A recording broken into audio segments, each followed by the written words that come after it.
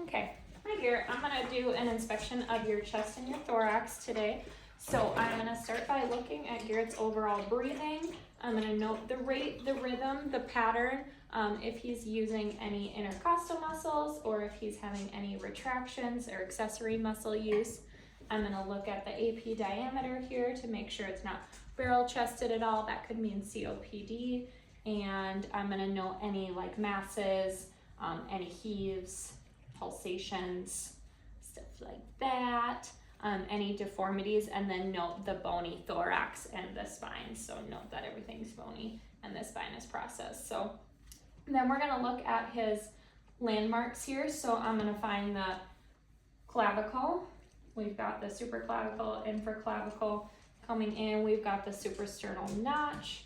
Then we've got the manubrium under that, the sternum, and then the xiphoid process at the end. And then we go into our coastal angle. We want that to be about 90 degrees, and that is signifying that no COPD is present as well. That could be a widened angle on COPD. We are gonna look at our lines. So we've got our mid-sternal line, our mid-clavicular line, our mid-axillary line, our anterior axillary line, and our posterior axillary line. Then we are gonna feel, first I'll feel for tactile fremitus, so can you say 99? 99. 99. Perfect, and we've got some good vibration there, and so tactile fremitus is present. Then we're gonna find our second intercostal space, right sternal border, and that is gonna be our aortic area. Gonna feel for pulsations, wanna make sure we don't have any thrills there. Noting on the other side of the sternal border, that second intercostal space, we're gonna have the pulmonic area. Down between about the third and the fifth, that is gonna be our tricuspid.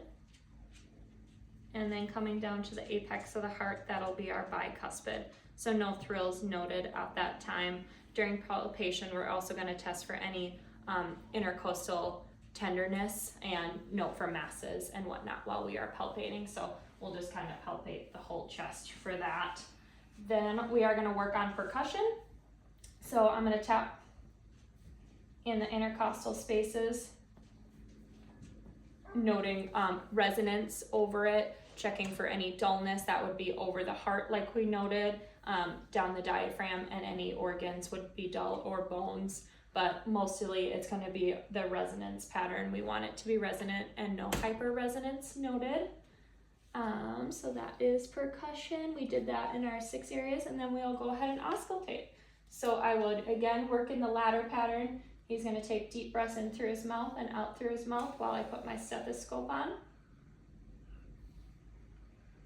Okay, and we would do that anteriorly and laterally. Then I will come to the back, so if you could turn around for me, Garrett. And then we're gonna just go ahead and look at landmarks here too. So we're gonna start at C7, so that's gonna be that first bony one that we can feel, and then that goes into T1.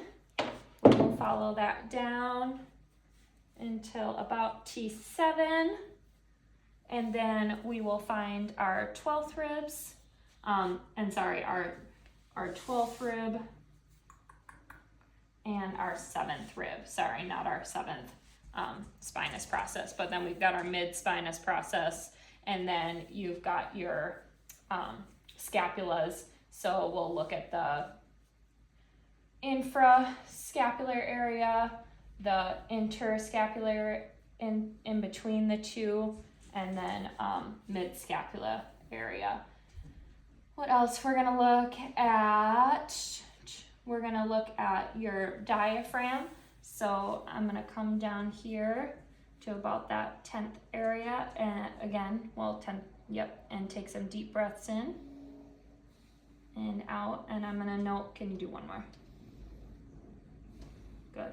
That my thumbs travel together. We can also check diaphragmatic excursion after we palpate the back. So again, just checking for any costovertebral tenderness in that area. So then we are going to percuss, working again in that ladder pattern, looking for that resonance, and then we can go ahead and percuss down until we hit that diaphragm, and then can you take a deep breath for me and hold? And we're getting about that 3 centimeters, so you can go ahead and breathe out. Good. After we palpate and percuss, then we auscultate. So we are gonna again work in that ladder pattern, going throughout the back. He's gonna take deep breaths in and out through his mouth.